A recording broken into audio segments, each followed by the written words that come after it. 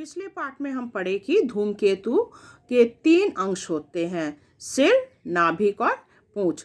तो नाभिक जो है वह क्या है, नाभिक में अधिकतर क्या है, आपकी बर्फीली गैस रहती है, इसके साथ धूलिकण रहती हैं। तो यही जब सूर्य के करीब पहुंचता है तो क्या हो जाता है, सूर्य की तापमात्रा के कारण यह गैस बाहर निकल आती है और इससे उसका सिर बनता है, और पीछे की ओर जो निकलता है उससे उसका पूंछ बनता है, मतलब धूमकेतु का पूंछ बनता है। इस प्रकार यह काफ़ी लंबी हो जाती है, सिर्फ पूंछ जो है वह आपका 20 करोड़ किलोमीटर तक हो जाता है। उसके बाद आगे हम पढ़ेंगे, आप लोग पेज नंबर 53 खोलिएगा।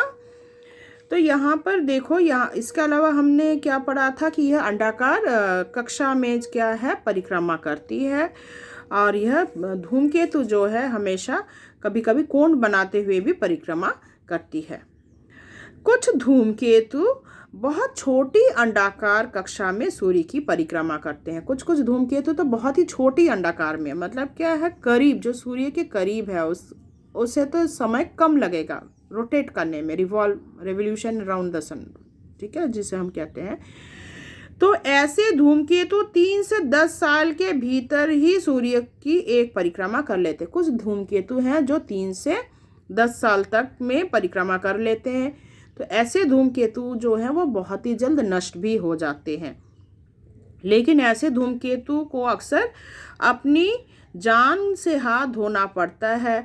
सूर्य के प्रभाव से ये जल्दी खत्म हो जाते हैं, क्योंकि ये क्या है, सूर्य के प्रभाव से क्या है, ये बहुत ही जल्दी खत्म हो जाते हैं। जैसे BLA का धूमकेतु, अंडरलाइन करो, BLA का धूमकेतु जो है यह बहुत ही जल्द समाप्त हो गया। तो यह धूमकेतु भी 7 साल में एक बार नजर आता था, पर फिर क्या है, यह विभिन्न खंडों में खंडित हो गया और फिर वैनिश ही हो गया।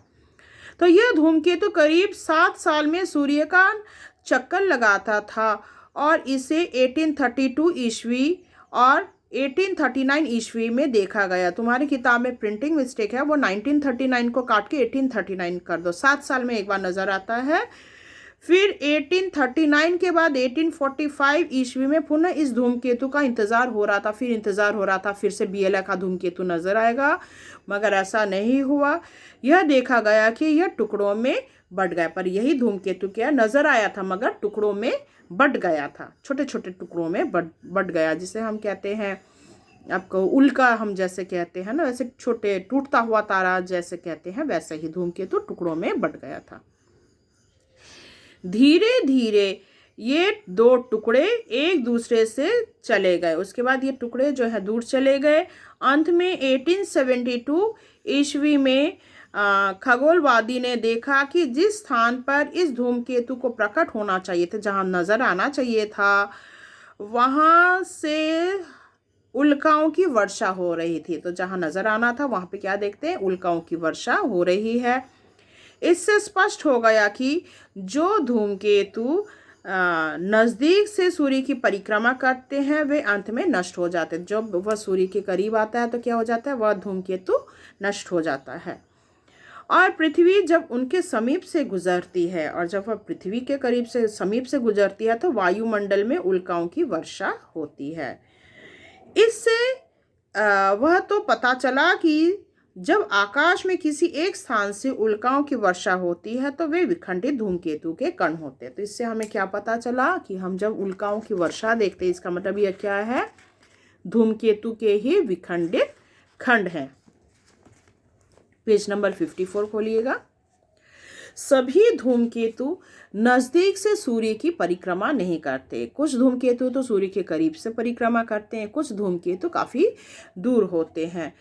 बहुत से धूमकेतु बृहस्पति, शनि, यूरेनस, नेपच्यून व प्लूटो या ग्रहों के परे से चक्कर लगाकर लौटते हैं। कुछ धूमकेतु जो हैं बाकी जो ग्रह हैं उनके दूर से ही चक्कर काटते हैं, मतलब जो कि अब दूर होगा तो उससे चक्कर काटने में भी सालों लग जाते हैं, 1000 साल लग सकते हैं। जो अगर प्लूटो के बाद भी है, ग्रहों के बाद अगर, तो कुछ धूमकेतु हजारों साल बाद लौटते हैं।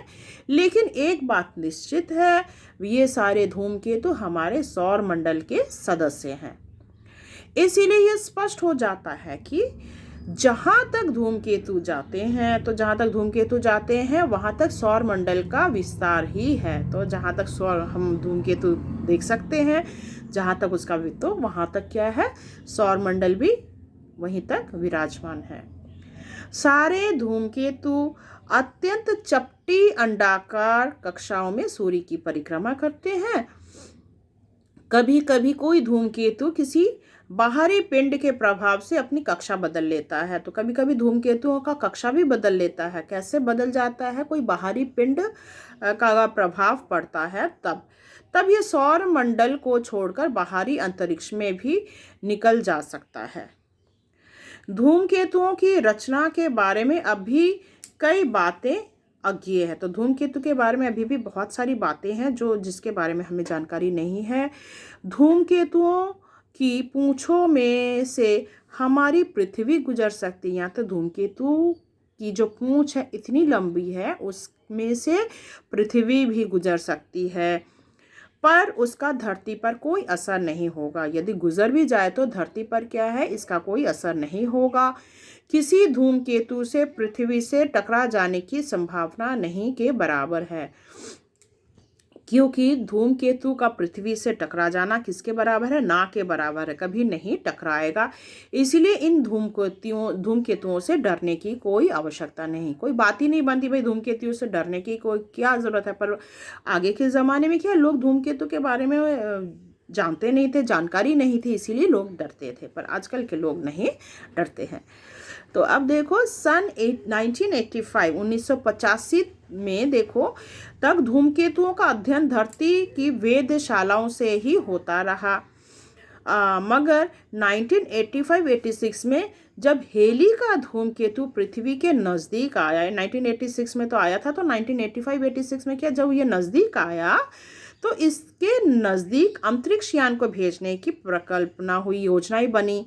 ठीक है, सोवियत संघ ने, रशिया ने, वहाँ से सोवियत संघ ने वीहे नामक, याद रखना वीहे, अंडरलाइन करना, वीहे का full form V for Venus और हे यानी हेली, वीनस और हेली, वीहे नामक 2 यान भेजे। तो उन्होंने 2 यान भेजे थे। किसने?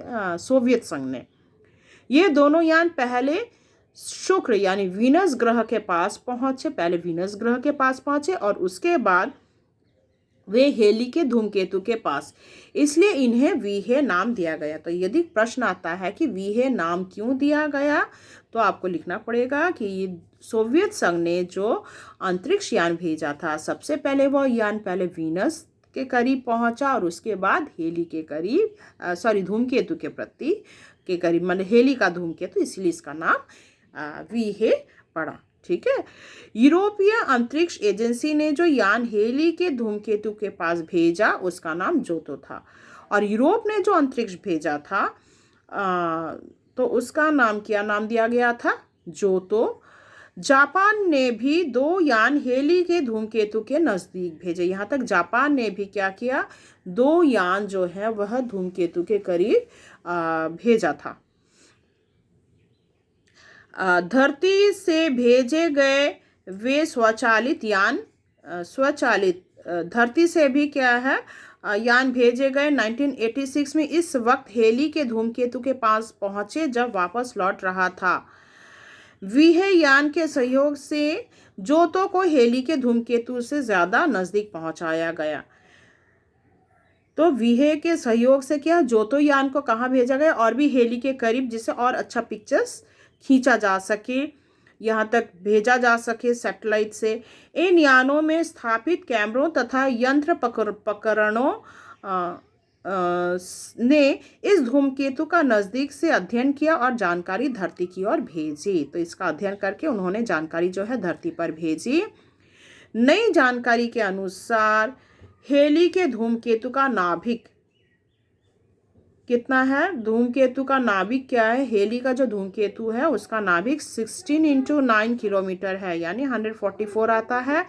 इस धूमकेतु के प्रति सेकंड और हर सेकंड कितनी धूलिकण निकलती है? 10 टन धूलिकण और 30 टन गैस। तो 10 टन धूलिकण, 30 टन गैस जो है उत्सर्जित होती, बाहर निकलती है, जो इसकी लंबी पूंछ का सृजन करती है और इसी से क्या है, इसकी पूंछ बनती है। इसका चक्रण काल करीब 54 घंटे हैं। तो इसका चक्रण काल कितनी है, 54। हेली का धूमकेतु 2062 ईस्वी में पुनः पृथ्वी और सूर्य के समीप आएगा। तो अगला जो धूमकेतु है, हेली का धूमकेतु, वह किस साल प्रकट होगा, 2062। तो 2062 में यह पृथ्वी और सूर्य के करीब पुनः प्रकट आएगा। अब इसके नज़दीक मानव को भी भेजना संभव होगा। और जिस समय 2062 में जो नेक्स्ट धूमकेतु नजर आएगा, उस समय हेली का जो धूमकेतु है उसके करीब क्या है, अब तक तो यंत्र भेजे गए थे, पर अब क्या है, इंसान को भी भेजा जा सकता है। तो आशा करती हूँ पाठ के बारे में सारी जानकारी आपको हासिल हो गई है धूमकेतु के बारे में। तो धूमकेतु से पाठ से संबंधित जितने भी प्रश्नोत्तर हैं वो मैं आपको PDF के माध्यम से भेज दूँगी। आशा करती हूँ आपको ये पाठ समझ में आया होगा। तो अगर कोई डाउट है तो आप लोग क्लियर कर सकते हैं। धन्यवाद।